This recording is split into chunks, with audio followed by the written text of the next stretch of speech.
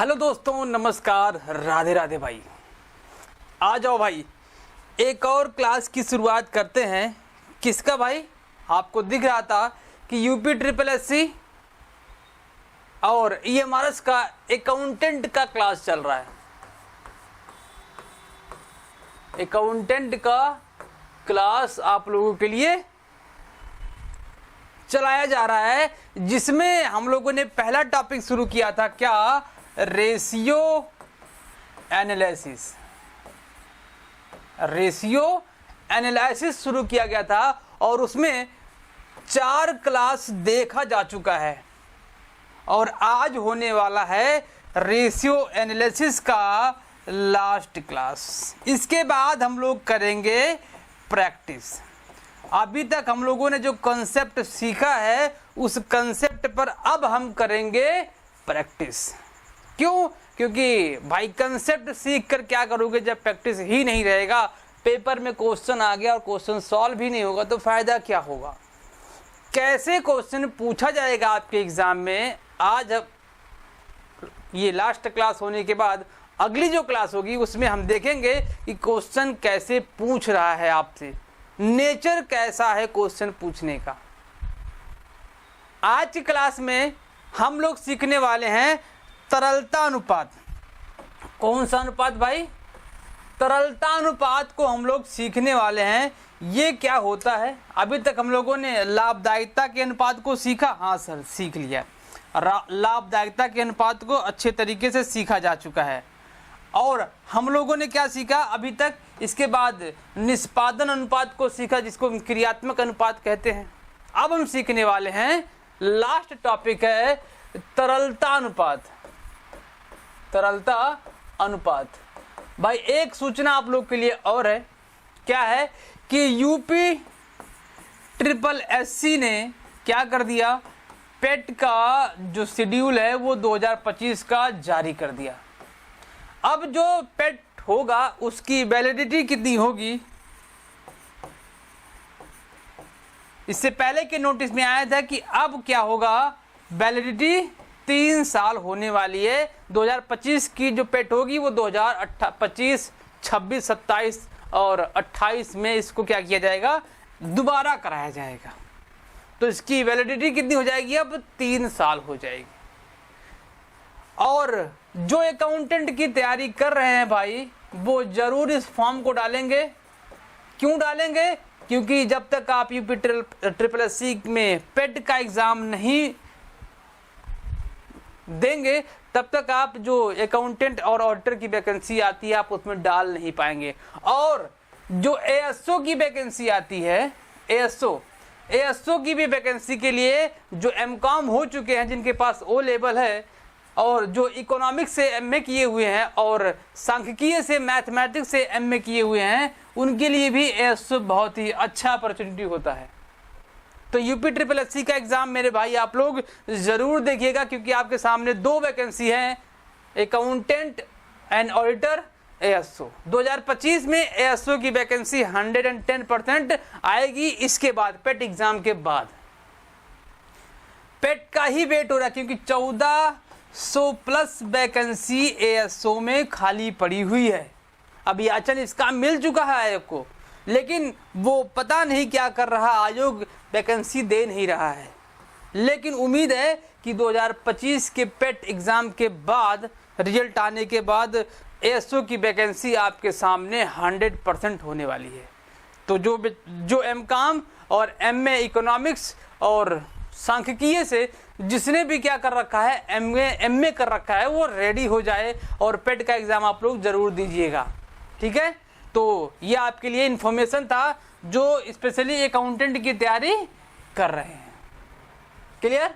चलो आगे चलें। हाँ सर, अब चलते हैं हम लोग। मेन मुद्दा क्या है? तरलता अनुपात। तरलता अनुपात यही तो है ना भाई? हाँ सर, तरलता अनुपात ही तो है जी, बिल्कुल। इसमें हम केवल 3 देखेंगे, है तो बहुत। हम केवल क्या देखेंगे? पहला देखेंगे चालू अनुपात, जिसे हम लोग क्या बोलते हैं? करंट रेशियो बोलते हैं। Current ratio. दूसरा क्या देखने वाले हम लोग, तरल अनुपात, या फिर इसी को क्या बोलते हैं, त्वरित बोलते हैं, या फिर इसी को क्या बोलते हैं, अम्ल बोलते हैं, अनुपात। इसी को क्विक बोलते हैं, लिक्विड बोलते हैं और एसिड बोलते हैं। इसको क्या बोलते हैं, लिक्विड, इसको क्या बोलेंगे, क्विक, इसको क्या बोलेंगे, एसिड। तो इसके कई नाम है, नाम को भी आप ध्यान रखिएगा। रेशियो, ये रेशियो सीखेंगे, 2 हो गया। तीसरा हम सीखेंगे क्या भाई, तीसरा सीखेंगे पूर्णता,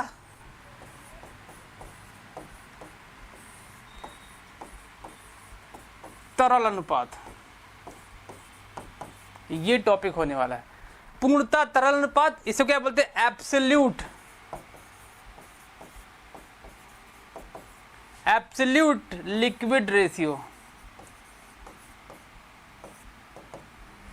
एब्सोल्यूट लिक्विड रेशियो। भाई मैं यहीं पर इन सब की एक विशेषता लिख देता हूं, बाकी हम तब एक एक पॉइंट सीखेंगे, वहां बताता रहूंगा। ये इसका जो रेशियो होता है, आदर्श अनुपात 1:1 माना जाता है, 2:1 माना जाता है, सॉरी क्या, 2:1 माना जाता है। मतलब कि अगर ये 2:1 में है तो ये आदर्श अनुपात माना जाता है, इसको आप ध्यान रखिएगा। अगर ये 1:1 है, ये वाला, तो क्या माना जाता है, ये आदर्श अनुपात इसका माना जाता है। और इस वाले का मेरे भाई 0.5:1 है, तो इसका आदर्श अनुपात माना जाता है। ये आपके लिए इंपॉर्टेंट है, क्यों, क्योंकि ये क्वेश्चन यहां से भी पूछ सकता है। अब की बार जो यमारत का अकाउंटेंट का एग्जाम हुआ था भाई, वो क्वेश्चन का लेवल बहुत ज्यादा हाई नहीं था। तो हाई से क्या लेके गया था आपको, सॉरी लो से हाई लेके गया था। मतलब कि 90% क्वेश्चन ऐसे थे जो लो टाइप के थे। तो लो वाले में यही है कि इसका अनुपात, आदर्श अनुपात क्या होगा, ध्यान रखना, बहुत ही इंपॉर्टेंट पॉइंट है ये, ध्यान रखना, लिख लेना, नहीं पता लगे भूल जाओ। ये आदर्श अनुपात इसके है, ये 2.1, 1:1 एंड 0.5:1, ये इसका आदर्श अनुपात है। ठीक है, ये 3 टॉपिक आज हम सीखने वाले हैं और इस पर 1-2 क्वेश्चन भी लगाएंगे। इसके बाद इस चैप्टर को करेंगे फिनिश, देन इसका करेंगे हम प्रैक्टिस। इसके बाद एक नया टॉपिक शुरू होगा जिसका नाम क्या है, मार्जिनल कॉस्टिंग और बजटिंग। 2 टॉपिक चलेगा, मार्जिनल कॉस्टिंग एंड बजटिंग। क्यों, क्योंकि ये दोनों टॉपिक क्या हैं, बहुत ही टफ टॉपिक माने जाते हैं बच्चों के हिसाब से, लेकिन एक्चुअल में वो टफ है नहीं। जब हम पढ़ेंगे तो उसको आसानी से देखेंगे। तो ये क्या था आपका, तरलता अनुपात है बहुत, लेकिन सीखेंगे हम केवल 3। चलो शुरू करते हैं भाई। पहला चालू अनुपात, चालू अनुपात जिसे क्या बोलते हैं, करंट रेशियो बोलते हैं, करंट रेशियो। इसका आदर्श अनुपात क्या है, 1। इसको जरूर लिख लीजिएगा, आदर्श अनुपात क्या है, 2:1 का। देखो इसको एक नाम से और जानते हैं, क्या नाम है भाई इसका, इसका नाम है कार्यशील पूंजी अनुपात भी इसको कहा जाता है।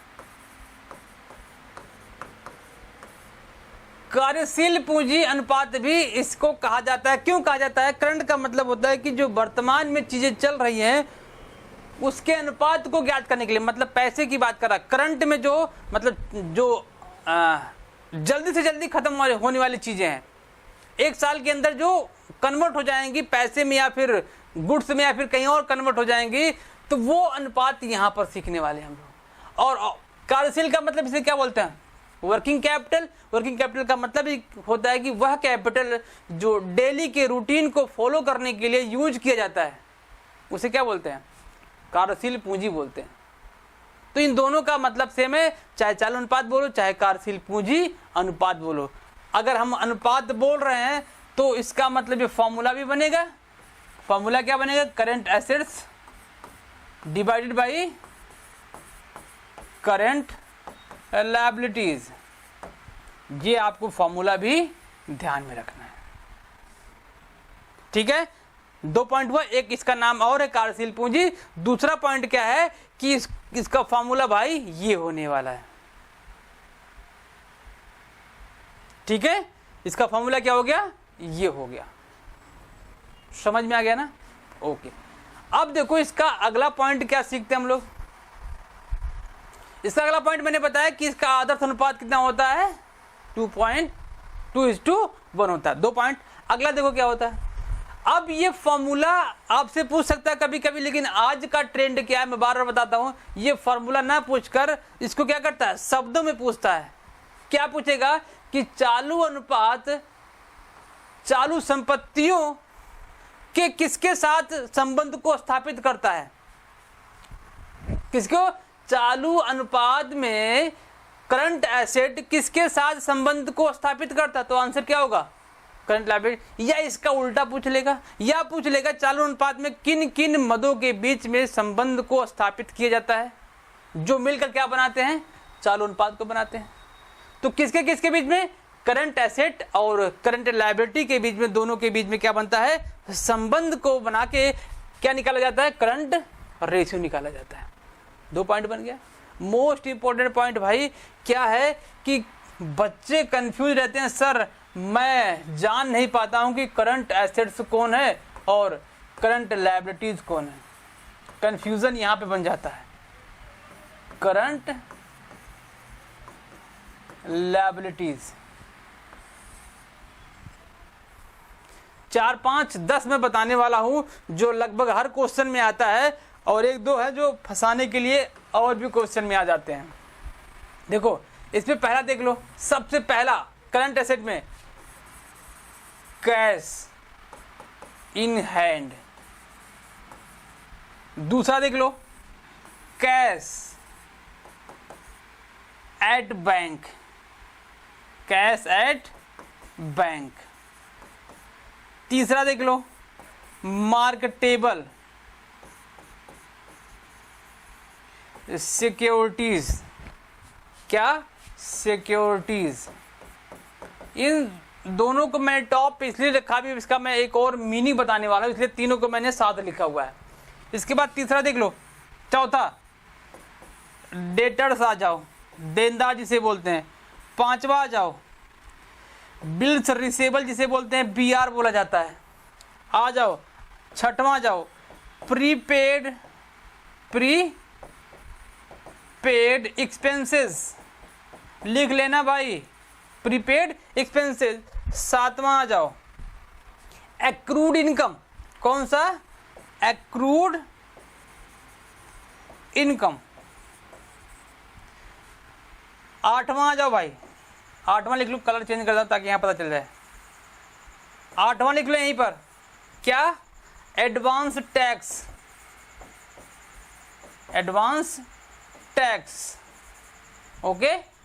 और लिखोगे 9 लिख लो, और कुछ छूट रहा क्या भाई, 9 लिख लो short term investment, short term investment. ये लो मैंने 9 लिख दिया आपके लिए संपत्ति। तो आप इसको जरूर लिखिएगा भाई, क्या करेंगे आप लोग, इसको जरूर लिखेंगे, क्योंकि यही सब घुमा के आएंगे। और अभी क्वेश्चन जो मैं बनाऊंगा उसमें भी ये क्वेश्चन यहाँ से निकल के आएंगे, आपको पहचानना होगा करंट एसेट्स कौन है, करंट एसेट्स कौन है, ठीक है। आ जाओ करंट लायबिलिटी में, आ जाओ भाई, आ जाओ भैया, आ जाओ।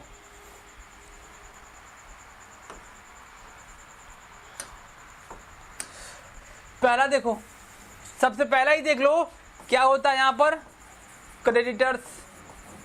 दूसरा बिल्स पेबल। तीसरा बैंक ओवरड्राफ्ट, बैंक ओडी, क्या, ओवरड्राफ्ट। लिख लो, पूरा लिख लो भाई, नहीं कहेंगे सर शॉर्ट में लिख के चलेगी, समझ में नहीं आ रहा है। Bank overdraft.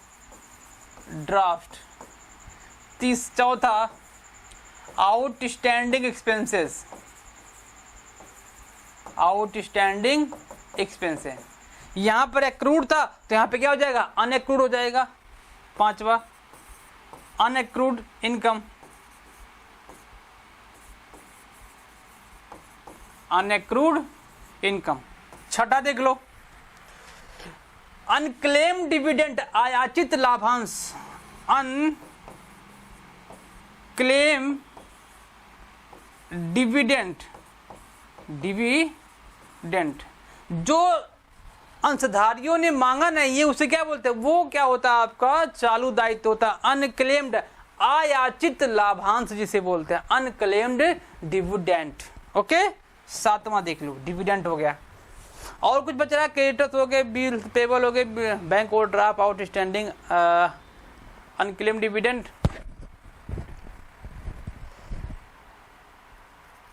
और कुछ छूट रहा क्या?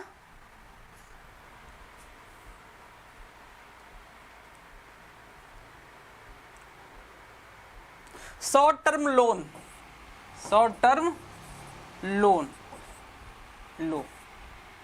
शॉर्ट टर्म लोन हो गया। चलो, ये आपके करंट एसेट्स हैं और ये क्या है आपके करंट लायबिलिटीज हैं। नोट डाउन करो भाई, फटाफट करो नोट डाउन। इसके बाद हम लोग चलते हैं क्वेश्चन पर। मैं क्वेश्चन बनाता हूं, आप क्वेश्चन को लिखिएगा, इसके बाद हम लोग सॉल्व करेंगे उसको।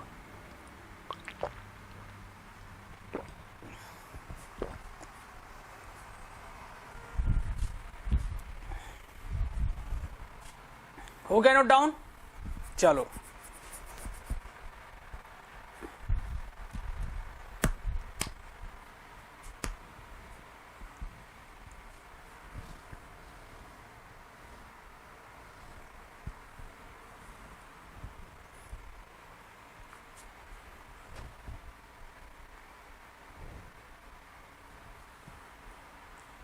हो गया। चलो आगे चलते हैं भाई। फॉर्मूला क्या है, current assets divided by current liability, CA/CL, है ना। एक क्वेश्चन बनाऊं, एग्जाम्पल बनाता हूं भाई मैं, छोटा सा एग्जाम्पल, ताकि आसानी, और क्वेश्चन ऐसे आसानी से आएंगे। और एक तरीका देखो बताता हूं मैं, इंपॉर्टेंट पॉइंट पहले मैं इसको बता दूं, इंपॉर्टेंट पॉइंट, उसके बाद आगे चलते हैं।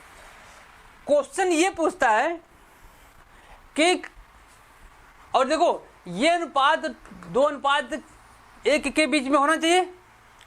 कभी कभी क्वेश्चन ये पूछता है कि 4 ऑप्शन दे दिया कि चारों ऑप्शन में से ये बताओ कि किस ऑप्शन के द्वारा इस अनुपात को सुधारा जा सकता है। सुधारा मतलब क्या घटाएं क्या बढ़ाएं, ये अनुपात और बेटर हो जाए। चलो देखते हैं। अगर आपको ये अनुपात, जैसे मैं बता रहा हूं, ये अनुपात 1:1 में आ गया, लेकिन आदर्श अनुपात क्या है, 2:1 है।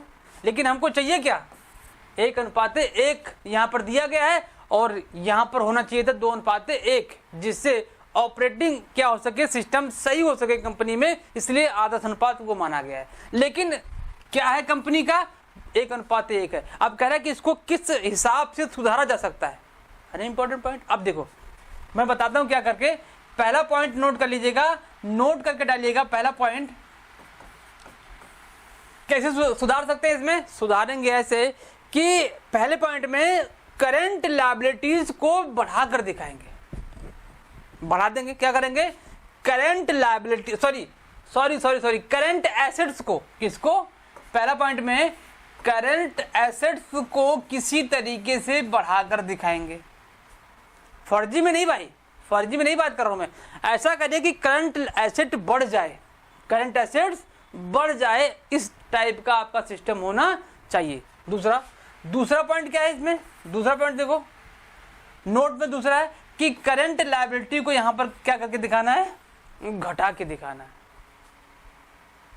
ऐसा सिस्टम बनाए कि आपकी करंट लायबिलिटी कम हो जाए और करंट एसेट ज्यादा हो जाए, जिससे ये अनुपात बढ़ के 2:1 हो जाए। मतलब कि इससे बेटर अनुपात आपका ये हो सकता है। नोट जरूर करिएगा भाई कि नोट में पहला करंट एसेट्स को बढ़ाएं कैसे भी करके, और दूसरा करंट लायबिलिटी को घटाएं। ऑप्शन में दे दे क्या क्या आ सकता है, करंट लायबिलिटी को घटा के और करंट एसेट को बढ़ाकर हम चालू अनुपात को आदर्श अनुपात में कन्वर्ट कर सकते हैं, उससे बेहतर अनुपात बना सकते हैं। है ना मजे की बात, इसको जरूर आप लोग लिख लीजिएगा। ये 2 पॉइंट है, इसको जरूर ध्यान दीजिएगा, ठीक है। अब मैं बनाता हूं आपको एक एग्जाम्पल के थ्रू जीनियस, किसमें? करंट रेशियो में, ठीक है। उम्मीद है कि आपको करंट रेशियो का जितना भी सिस्टम था मैंने आपको समझा दिया, बेसिक से लेके हाई तक। एग्जाम्पल में देखिए, सबसे पहले दिया है डेटर्स, मान लेते हैं 10,000 रुपये। आपका दिया बिल्स रिसेबल 20,000 रुपये। कैश दिया है 40,000 रुपये। बैंक दे रखा है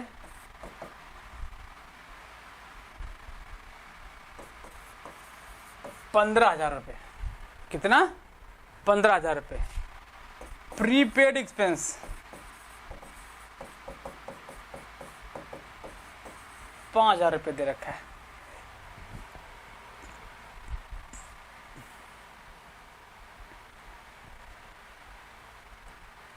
ओके, 40, 60, 70, 70, 20। और एक एग्जाम्पल कुछ लिख लूँ जी, स्टॉक लिख लो। मैंने उसमें स्टॉक नहीं दिखाया था क्या? स्टॉक भी आपका क्या होता है? करंट ऐसे रहता है। मैं आपको यहाँ दिखा देता हूँ 10,000 रुपये। ओके, अब लिखो यहाँ पर क्रेडिटर्स। क्रेडिटर आप मान लो 40,000 रुपये। बिल्स पेबल मान लो 10,000 रुपये। और बैंक ओडी मान लो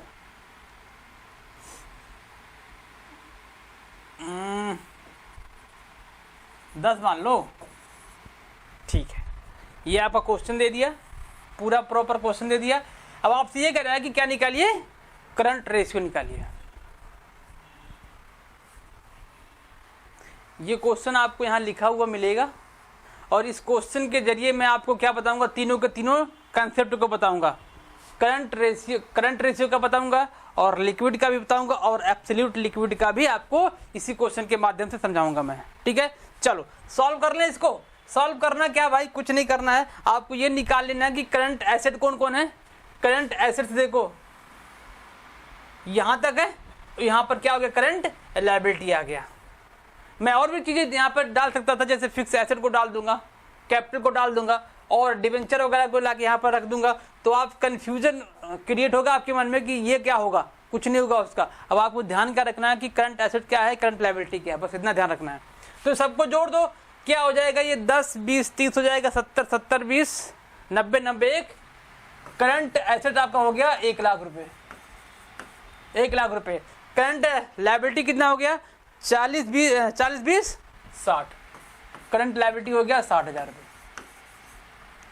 अब फॉर्मूले पे लिख लो, current ratio equal to, current ratio is equal to क्या? Current asset divide by current liability. Formula यही ना, रखो 1 लाख डिवाइड बाई कितना? 60,000। 4 जीरो काट दो, कट गया। कितना कट गया? 4 जीरो से कट गया। ये कितना आ गया? कितनी बार जाएगा ये? जाएगा ये 1 टाइम जाएगा पॉइंट, और कितनी बार जाएगा? 4 है, 6.66 जाएगा। कितना जाएगा? 0.66। तो ये 1 आ जाएगा। इसका रेशियो क्या बन जाएगा? ये तो जाएगा ना, 6 बार इतना जाएगा, ठीक है। 40 बचा, 4 बचा, 6 चौक 36, हाँ ठीक है। कितना बार जाएगा? 1.66। ये क्या कर देंगे? इसको 7 भी कर सकते हैं, 7 भी किया जा सकता है। ये आदर्श अनुपात है क्या? नहीं। क्यों? क्योंकि आदर्श अनुपात क्या है? 2:1। लेकिन आपको क्वेश्चन में क्या है आंसर? इसको मैं हाईलाइट कर देता हूं थोड़ा सा आंसर को। आंसर क्या आ रहा है? 1.67:1 कर देंगे इसको। ये इसका आंसर आ गया। इससे ज्यादा मेरे भाई आपका करंट रेशियो में क्वेश्चन नहीं बनेगा कहीं से भी। ओके, छोटा सा क्वेश्चन है। अभी हम इस क्वेश्चन पे फिर से बैक करके आते हैं, और दूसरा टॉपिक में देखता हूं आपका क्या? Liquid ratio. Liquid current ratio, liquid ratio, या इसी को क्या बोलते हैं, क्विक रेशियो, या इसी को एसिड रेशियो बोला जाता है। इसका आदर्श अनुपात लिख लो, 1:1 में होना चाहिए। 1:1 में इसका आदर्श अनुपात होना चाहिए। इसको तरल अनुपात बोलते हैं। इसका फॉर्मूला क्या है, liquid acids divided by current liability. ध्यान रखिएगा क्या है, करंट लायबिलिटीज है यहाँ पर।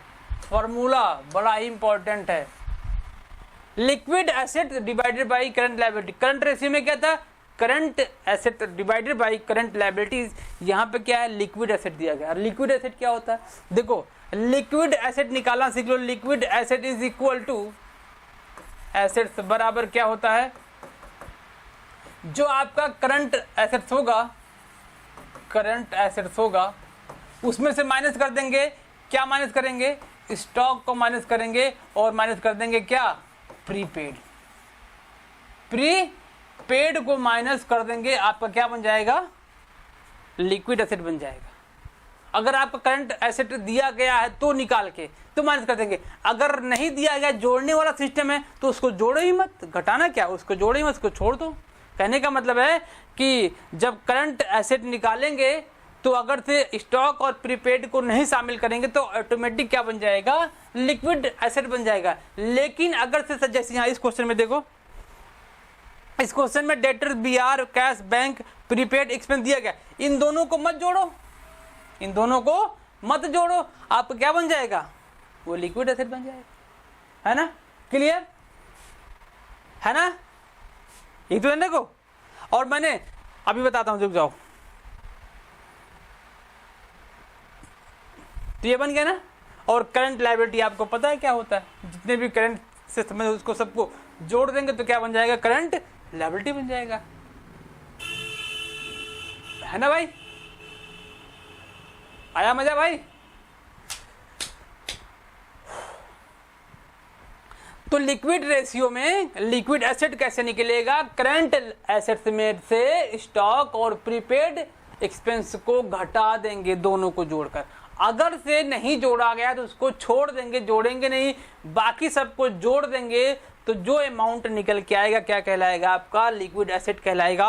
आ जाओ भाई, अब इस क्वेश्चन को मैं इसके थ्रू सॉल्व करता हूँ। इसको मिटा दूं क्या, उम्मीद है कि आप लोगों ने लिख लिया होगा। हाँ सर, लिख लिए थे हम लोग, बहुत सही भाई, अगर आप लोगों ने लिख लिया है तो। अच्छा, क्या निकालना है, इसी से आपको मैं सिखाता हूं। ये कितना था, डेटर्स कितना था भाई, 10,000 था ना। Liquid assets, sorry liquid ratio, liquid ratio, acid ratio, quick ratio. क्या करेंगे, डेटर्स को जोड़ेंगे। मैं लिख देता हूं यहां पर, क्या, liquid assets is equal to क्या होगा, debtors plus bills receivable plus cash plus bank. ये इतना आपका यहां पर ऐड होगा, बाकी चीजें ऐड नहीं होंगी। प्रीपेड और स्टॉक को छोड़ देंगे, क्लियर। लेकिन अगर इस क्वेश्चन में कहता कि करंट एसेट्स इतना अमाउंट दिया है और अलग से प्रीपेड और स्टॉक दिया होता, तो करंट एसेट में से इन दोनों को घटा देते, क्योंकि करंट एसेट में इन दोनों को जोड़कर ही करंट एसेट को बनाया जाता है। ठीक है, तो यहाँ पर इसको छोड़ देंगे, बाकी अमाउंट को जोड़ेंगे। कितना कितना, एक 10,000, 20,000, 40,000, 60,000 हो जाएगा। ये आपका हो जाएगा 75,000।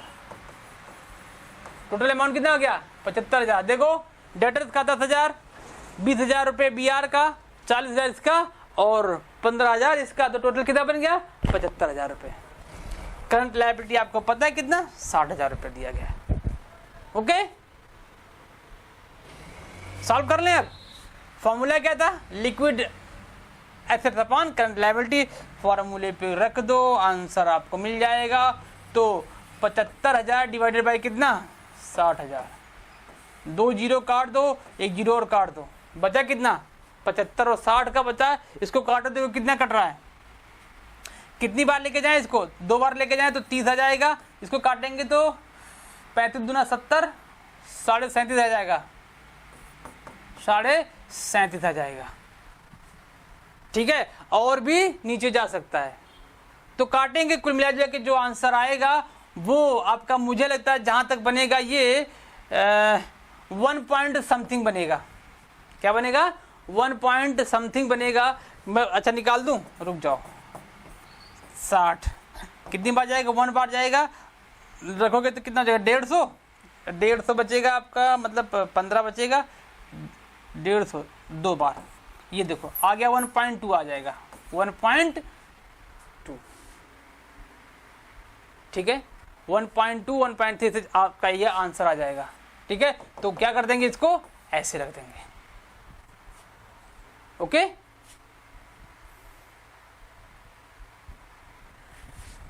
कट गया ना भाई। इसका रेशियो क्या आ गया? 1.2 रेशियो 1 आ गया। ये क्या था आपका? लिक्विड एसिड था। चले और आगे चले। हाँ सर, और आगे चलते हैं। एक और बच रहा है, क्या? एब्सोल्यूट बच रहा है।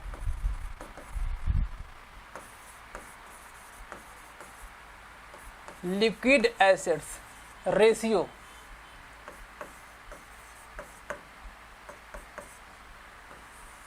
पूर्णतया तरलता अनुपात इसे बोलते हैं। इसका मैंने बताया, इसका मेन फैक्टर क्या है? 0.5 अनुपात 1 होगा तो ये आदर्श अनुपात माना जाता है। सबसे तरल अनुपात अगर कोई है तीनों में तो ये सबसे तरल अनुपात माना जाता है। मतलब पैसे यहाँ से बहुत आसानी से बहुत जल्दी कन्वर्ट होते हैं। ठीक है, तो मैंने अभी आपको एक चीज बताया था। क्या बताया था सर? ये देखो, जब मैं करंट एसेट को लिखवा रहा था तो मैंने बताया था, मैंने इन तीनों को एक साथ लिखा हुआ है। हाँ सर, बताए तो थे। इसका मतलब क्या है? इसका मतलब ये है कि इन्हीं तीनों को जोड़ेंगे तो क्या बनेगा? Cash at bank, cash in hand, marketable security. तो क्या बनेगा भाई? बनेगा एब्सोल्यूट एसिड बनेगा। क्यों? क्योंकि इसका फॉर्मूला बनता है, क्या फॉर्मूला है? Absolute assets divided by liquid, क्या? Liquid liabilities. ये फॉर्मूला इसका अब यहां बनेगा। तीनों को लिखेंगे cash at bank, cash in hand and marketable securities. तीनों को जोड़ेंगे तो क्या बनेगा? एब्सोल्यूट एसेट्स बनेगा। और लिक्विड लायबिलिटी की बात करेंगे। लिक्विड लायबिलिटी का मतलब है वहां से जो करंट लायबिलिटीज है, कौन सा? करंट लायबिलिटीज है, वहां से अगर हम क्या निकाल दें? बैंक ओवरड्राफ्ट को निकाल दें, मतलब घटा दें, तो क्या बन जाएगा आपका? लिक्विड लायबिलिटीज बन जाएगा। ध्यान रखिएगा।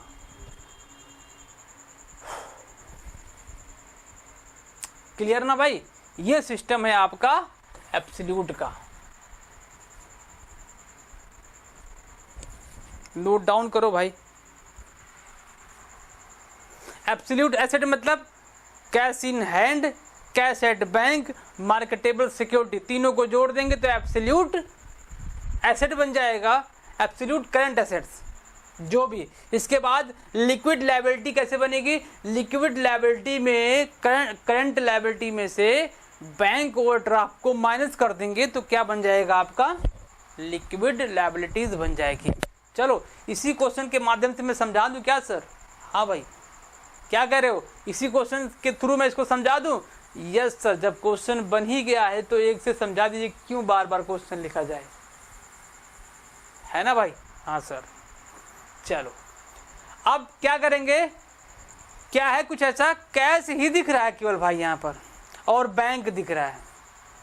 कैश एंड बैंक दिख रहा है, मतलब दोनों अमाउंट कितने हैं? 55,000 बन रहा है। क्या बन रहा है? 55,000 रुपये बन रहा है। और लिक्विड लायबिलिटी में क्या बन रहे हैं? 40,000 और 10,000, मतलब कि ये 50,000 बैंक ओवरड्राफ्ट को शामिल नहीं किया जाएगा। तो डिवाइड कर दो कितने से, सॉरी 50,000 से, कितना है 50,000 से। पूरा लगाऊं क्या भाई? अरे यार क्या कह रहे हो, लगाऊं पूरा? अच्छा भाई लो, कुछ लोग कह रहे हैं कि सर पूरा लगाइए। अच्छा, एब्सोल्यूट एसेट्स बराबर क्या होता है, यहां पर क्या है, बैंक को जोड़ेंगे, कैश को जोड़ेंगे, कैश प्लस बैंक, कितना 40,000 प्लस 15,000, 40,000 प्लस 15,000, ये लो निकल गया एब्सोल्यूट एसेट। लिक्विड एसेट में क्या आएगा, लिक्विड एसेट में मेरे भाई आएगा, सॉरी लिक्विड लायबिलिटी में क्या आएगा, देखो क्या आ रहा है लिक्विड लायबिलिटी में,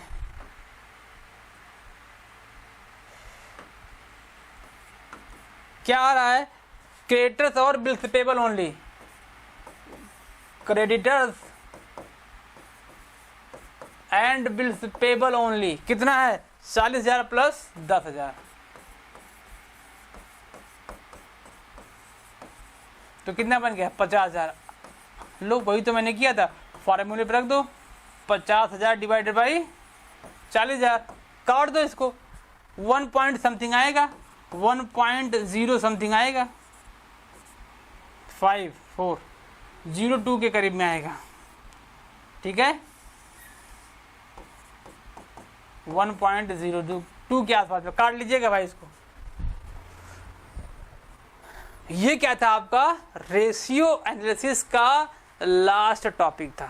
अब हम करेंगे इन सब पर प्रैक्टिस, क्वेश्चन कैसे पूछा जाएगा अब हम सब पर करेंगे प्रैक्टिस। आपका अगला क्लास जो होगा, मतलब कि 2 से 3 क्लास आपके जो होने वाले हैं, मतलब कि ये मान चलो कि 100 क्वेश्चन, 100 के 100 क्वेश्चन हम लोग प्रैक्टिस करने वाले हैं और ज़बरदस्त तरीके से प्रैक्टिस सेशन आपका होने वाला है। आप लोग प्रैक्टिस कैसे करेंगे, मैं क्वेश्चन आपको दूंगा, एक क्वेश्चन होगा आपके सामने, पहले आप सॉल्व करेंगे, इसके बाद मैं सॉल्व करूंगा। आप सॉल्व करके तुरंत कमेंट बॉक्स में आंसर करिएगा, इसके बाद मेरा जो सलूशन होगा उसको आप देखिएगा, देखते हैं कौन सही करता है, कितने कमेंट आते हैं आंसर का, ठीक है। तो ये था आज का लास्ट टॉपिक, और कल से हमने बताया कि जैसे कि प्रैक्टिस सेशन शुरू होने वाला है, और आप लोग के लिए नोटिफिकेशन भी मैंने बता दिया कि UPSSC ने पेट का नोटिफिकेशन जारी कर दिया है, और जितने भी भाई अकाउंटेंट, ऑडिटर और ASO की तैयारी कर रहे हैं, कृपया करके वो फॉर्म जरूर फिल कर दीजिएगा, नहीं तो आप अकाउंटेंट की वैकेंसी में जो UPSSC जारी करता है वहां पर आप नहीं बैठ पाओगे, तो पछताना हो जाएगा। स्पेशली बीकॉम वाले बच्चे जरूर पेट का एग्जाम देंगे, क्लियर। तो चलिए मिलते हैं आपसे अगले सेशन में, तब तक के लिए पढ़ते रहिए, मुस्कुराते रहिए, bye bye and Radhe Radhe.